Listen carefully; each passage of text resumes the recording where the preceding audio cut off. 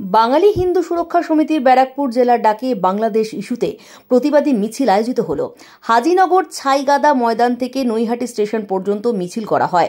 সেখানে মানববন্ধন ও ধর্ণা মঞ্চে সন্ন্যাসীরাও সমবেত হয়েছিলেন।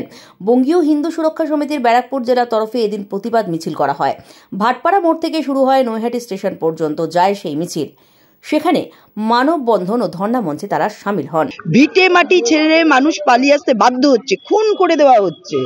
তো সেই নৃশংস নির্মম অত্যাচারের বিরুদ্ধে আজকে আমাদের এখান থেকে প্রতিবাদ মিছিল, মানববন্ধন নৈহাটিতে সেখানেও হবে। দুদিক দিয়ে আমাদের এই মিছিল গিয়ে আমাদের নৈহাটিতে সেখানে সংযোগ হবে এবং এই সংখ্যালঘু হিন্দুদের ওপর বাংলাদেশে অত্যাচারের ওপর আমাদের এই প্রতিবাদ। এই অত্যাচার শুধু বাংলাদেশে নয়, সেই অত্যাচারের যে আগুন, সেই স্ফুলিঙ্গ, সেটা কিন্তু আমাদের পশ্চিমবঙ্গেও রয়েছে। পশ্চিমবঙ্গেও কিন্তু হিন্দুরা সুরক্ষিত নয়। কারণ আপনারা দেখেছেন এই পশ্চিমবঙ্গের এমএলএ ফিরহাদ হাকিম, তিনি বলেছেন হিন্দু হয়ে জন্মানো দুর্ভাগ্যজনক, কোথাও মিনি পাকিস্তান বানাতে চায়। এখানকার ভরতপুরের এমএলএ বলছেন যে 70 ভাগ মুসলিম, সেখানে 30 ভাগ হিন্দু, তাদের ভাগীরথীর জলে কেটে ভাসিয়ে দেবো। কোথাও বা বলছে মিনি পাকিস্তান বানাবো। শুধু তাই নয়, আপনারা খিদিরপুরে দেখেছেন পুজো মণ্ডপে দুর্গাপুজোর সময় অগ্নিসংযোগ হয়েছে, মাইক বন্ধ করে দেওয়া হয়েছে, পুজো করতে বাধা দেওয়া হয়েছে।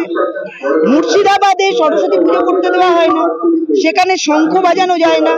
বেলডাঙায় কার্তিক পুজো করতে দেওয়া হয়নি। তো সেই যে বাংলাদেশে যে ধরনের ঘটনা দেখছি আমরা, সেই ধরনের ঘটনা কিন্তু আমাদের পশ্চিমবঙ্গেও ঘটছে। অর্থাৎ হিন্দুরা কোথাও নিরাপদ নয়। তো সেই জন্য বাংলাদেশি হিন্দুদের ওপর এবং সামগ্রিক অর্থে আমাদের পশ্চিমবঙ্গে হিন্দুদের ওপর যে অত্যাচার ঘটছে, তার প্রতিবাদেই আমাদের আজকের এই মিছিল এবং আজকের এই প্রতিবাদ।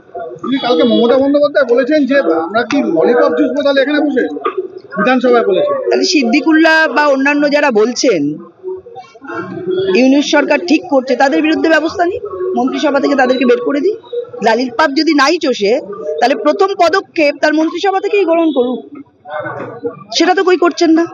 মুখে বলে তো লাভ নেই। যখন তার মন্ত্রীরা, তার এমএলএরা এই ধরনের কথা বলেন, তখন তিনি